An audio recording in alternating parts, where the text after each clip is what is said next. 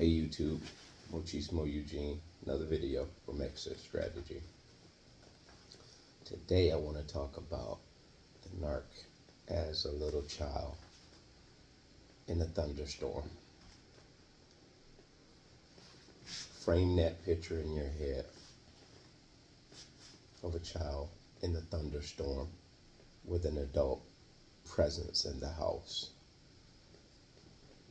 The narc is afraid of the noise that only they hear, is the title of this. Narcs are afraid of a noise that only they hear. We already know they can't spend time alone.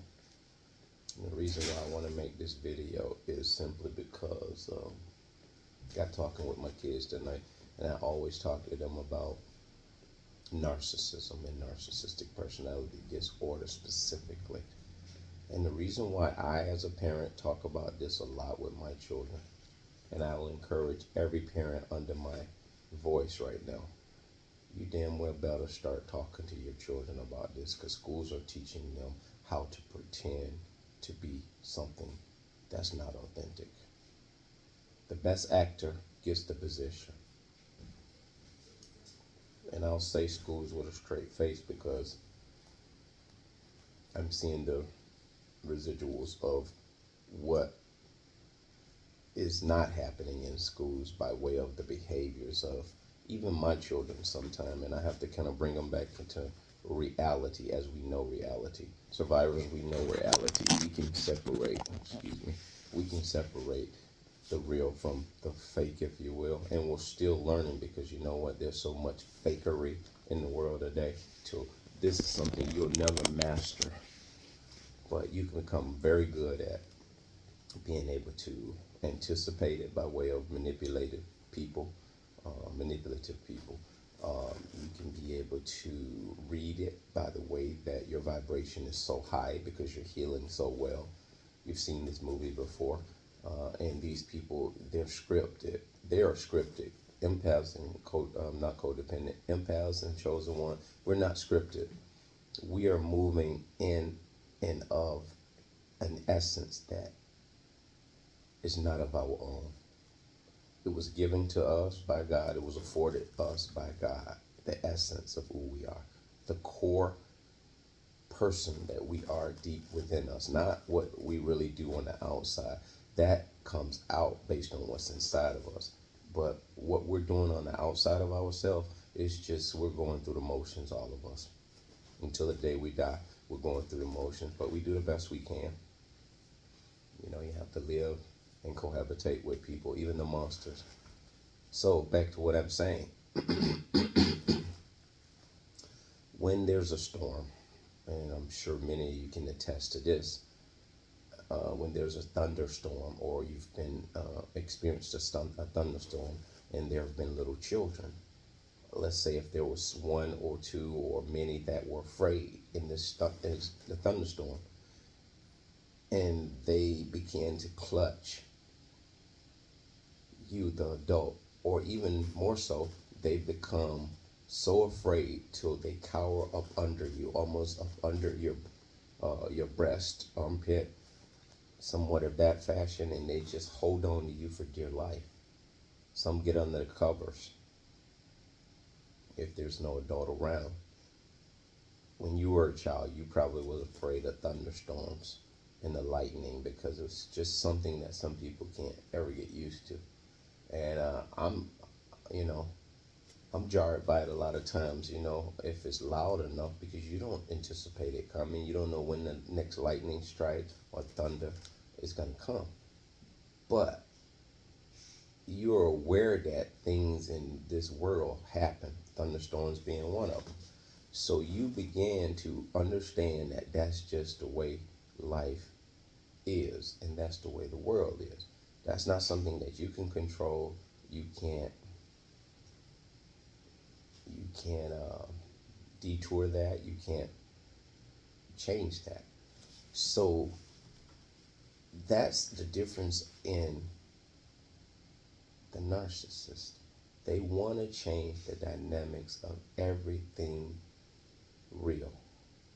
and they want to make it fake. Fantasy. So the facade that they give you is something that they've mastered that is real, but they're just going through the motions of it. Now, back to the analogy of the thunderstorm. And the reason why I was talking to my children about that, I went in on this rant with my children because we always interact, we talk, spend time with your children. I would like to talk less about narcissism when I do engage with my children. And oftentimes I do talk to them about just everyday things. But guess what? In talking to them, in no time than not, narcissism becomes a centerpiece in which everything that we do in life branches off of by way of interacting with these people. You know, because they want to be the center focus. You're the branch in their mind. You branch off of them. They're the center. So, I'll give you this example or something that really happened to me. One time I was involved with a girl and I told my daughter, and I was just like, you know, narcissist is like a kid that's afraid of a thunderstorm. And many of us here have mentioned the same example I'm going to give you. And if you haven't, this is a good time to listen, because if this happens to you, it's very, very possible that you are living or involved intimately or married to a narcissist, unfortunately. All is not lost, though.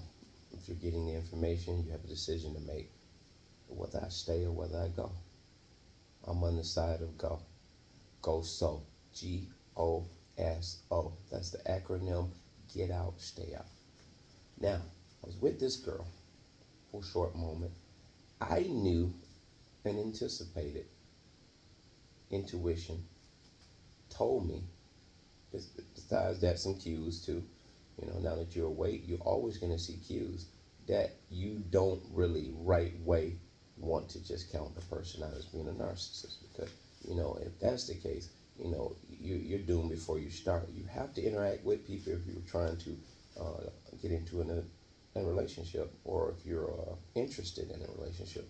So you have to go through the growing pains of getting to know them. So I knew right on the beginning that she was very possibly borderline personality. I give most women that in the onset that I have been involved with. That may not be everybody's story. I'll give them that on the onset until further observation. We got involved. We became intimate. It came a time they clutch you. They clutch you and cuddle with you like there's no tomorrow. They don't even let you breathe. And so you move around and shuffle in the bed. It's like, oh, you can feel how they tense up.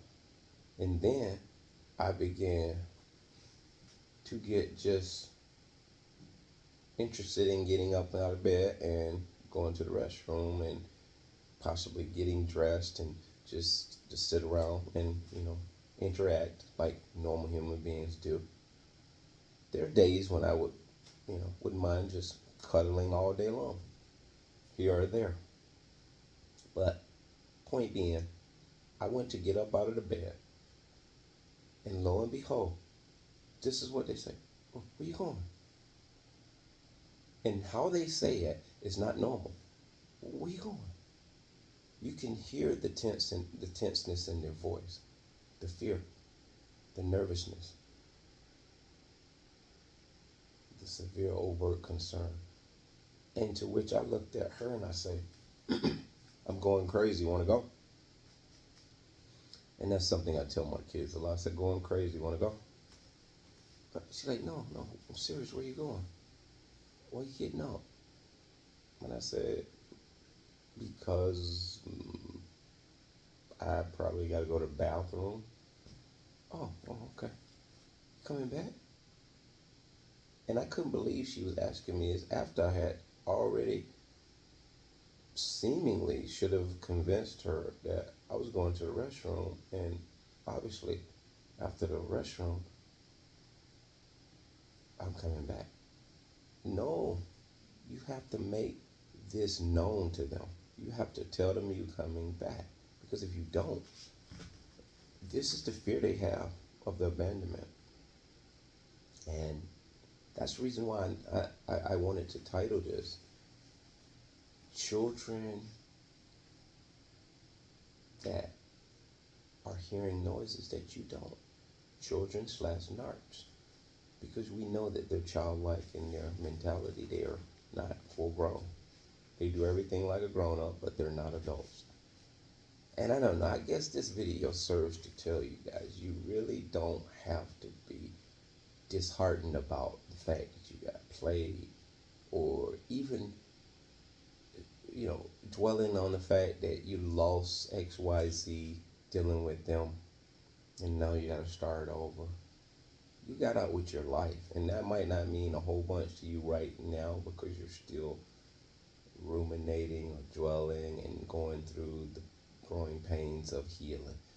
But I'll tell you, man, and it'll pop up here and there, even though you think you're healed and you're all good to go. These thoughts will come from time to time because what we do, we look at things outside of ourselves, and it gives us a picturesque idea and sense of where we're at in our life.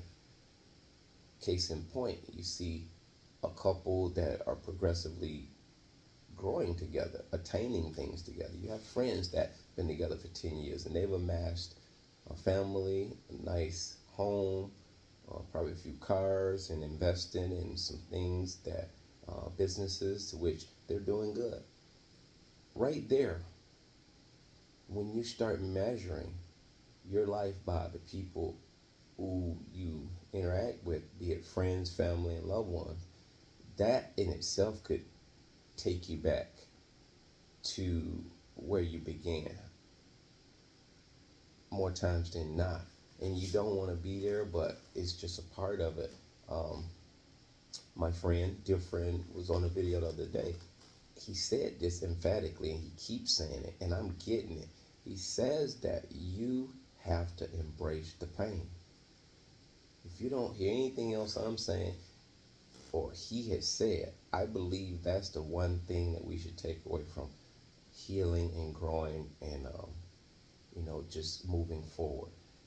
There is a pain factor in healing.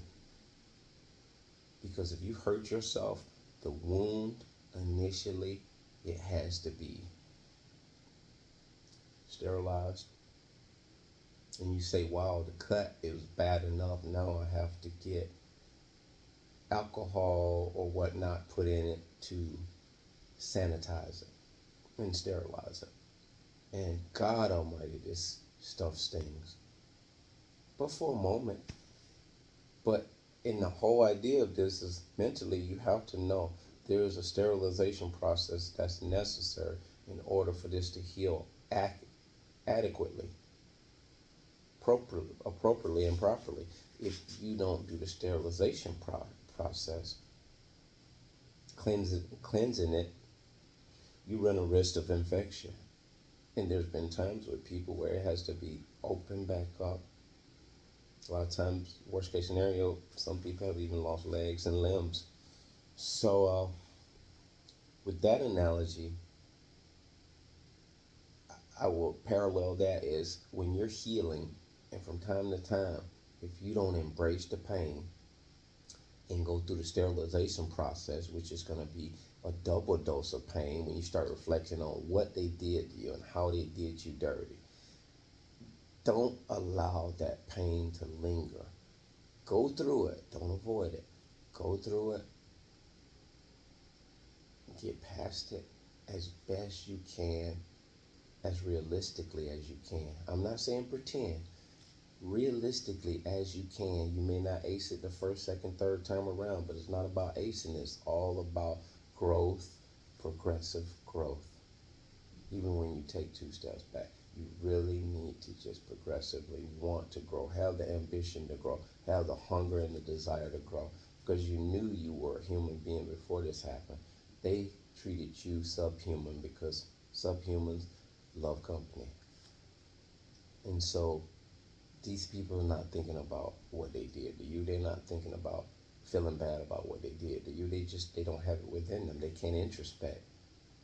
They lack emotional regulation. They did a lot of things to you dirty, impulsively, erratically. My daughter said, hey, it's almost like schizophrenia, Daddy. I said, yes. There's a lot of parallels there, too. So, just knee jerk with them. You just have to go through the pain, go through the mental anguish of what they did to you. Whenever the thoughts cross your mind, I'm not saying sit here and deliberately force yourself to think upon these things. That's not a wise thing to do. Remember, these thoughts will come automatically. You don't need to sit around and purposely dwell on what they did to you. You're going to carry some of these things probably around for the rest of your life. It's like anything. A guy that's been in the military, war veteran, they embrace the things that they went through, the pain, the loss of life, the loss of, their comrades, loss of limbs. And I know that's probably, that's a bleak analogy, but, we have one life to live. And I always tell that's something too, one life to live. The soap operas. Things are playing at my job, and I'm telling you, boy, that's a smorgasbord of narcissism. And that this is how society is training us to embellish narcissists, to reward them. That's why when people do bad things, they can't really meet the retribution and the consequences like chosen ones. Chosen ones, they get it in with us. We have to pay the full debt. But don't be put off by that. Someone is going to cancel our debt, and somebody's going to hold them with interest on their debt. That someone is Jesus Christ. I'm certain and I'm assured of that. And I don't worry about it. But the thing is, don't relish the pain. Embrace the pain. Embrace the heartache. Embrace the loss. And my buddy even said, you may have to bounce. You may have to leave children behind. Do what you got to do. Because you're not deserting your child because you don't love your child. You're exiting that situation like a hostage situation. You're running literally for your life. King David. You think if he had stood around and tried to rationalize with King Saul after he had been taken over by demonic spirits and became,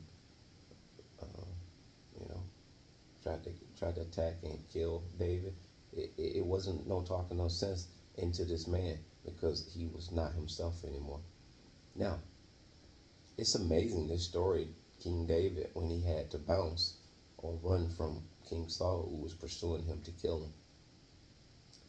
Isn't that jealousy? Isn't that envy? You hate him because he was next in line for the kingship. You're mad. You want to kill him. He did nothing to you. Sometimes it's the ones who you do the most for who treat you the worst. Think about that. So it's ironic, this story. I love the story of King David and King David and King Saul. What I like most about it, other than David had King Saul's life in the palm of his hand, and he didn't even take it because he didn't have the hostility and the hatred and the homicidal tendencies like King Saul. But if you know anything about King David, he slew 10,000 to Saul's 1,000. This is written in the book. This is how much of a beast this guy was. He was an assassin. He was a good assassin.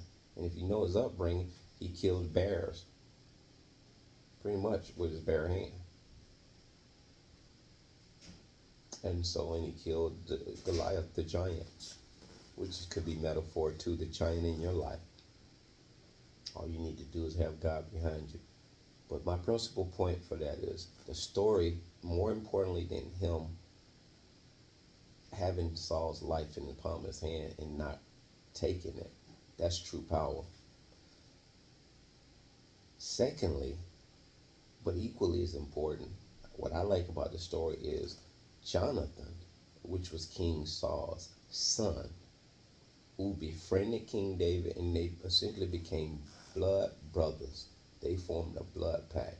So, interestingly, when King David came and advised Jonathan that his dad was pursuing him to kill him and to take his life, instead of Jonathan acting narcissistic himself and gaslighting David,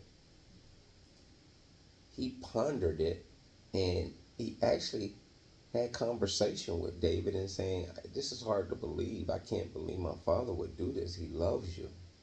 He gave him the benefit of the doubt.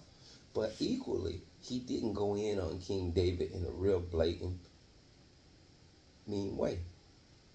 He gave his father the benefit of the doubt. He entertained what King David said.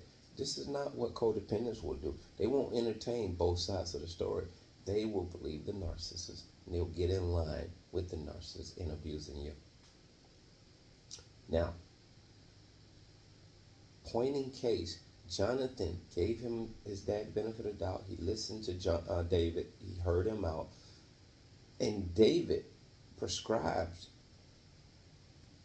an idea to further convince Jonathan, because Jonathan heard him out. He said, if I do this,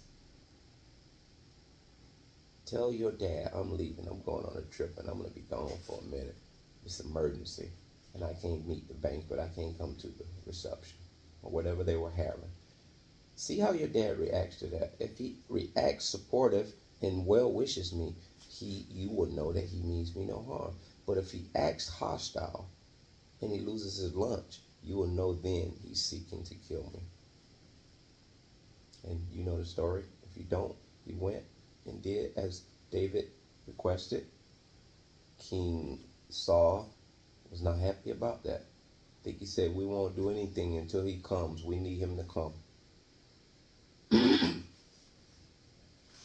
Isn't it amazing, like when you're being executed in our American system, they give you your last meal? Almost like the Last Supper when Jesus Christ was about to be crucified. They use that as a parallel. I don't know if they're using it sacrilegiously or to basically endow that person as someone's going off to be in a better life. It's just something I never gave any thought to. But that thought just hit me. There's a lot of craziness that goes in our world. If you understand it a little better, more and more every day, you'll know that this matrix stuff is not even appealing anymore. So he went and he confirmed what David had told him. He right away ran back and said, you were right. My daddy does seek to kill you. He said, get going. And he shot an arrow over into the field, because I think it went a couple of times, and because I think Jonathan needed more convincing. But he stayed the course. But in the world we live in with the narcissist, you don't get a do-over. You don't get second chances, third chances to explain yourself, or even have that person that you're going to for resolve hear you out. And this is just the way it was planned out by God. You're not supposed to win the argument when it comes to the narcissist. Let them win the argument, because the battle is not yours. And my buddy also said, when you cross an empath or a chosen one, it's a dangerous thing. So we all know, we're here, we're living proof. Narcissists are doing bad all by themselves. So to end that on David, he actually ended up surviving. King Saul slew his own self. He fell and impaled himself on his own sword. He took his own life, suicide. Somebody else took their life too in the Bible, Judas, the one who betrayed Jesus Christ, the chosen one. I guess you get the point. With that, bless.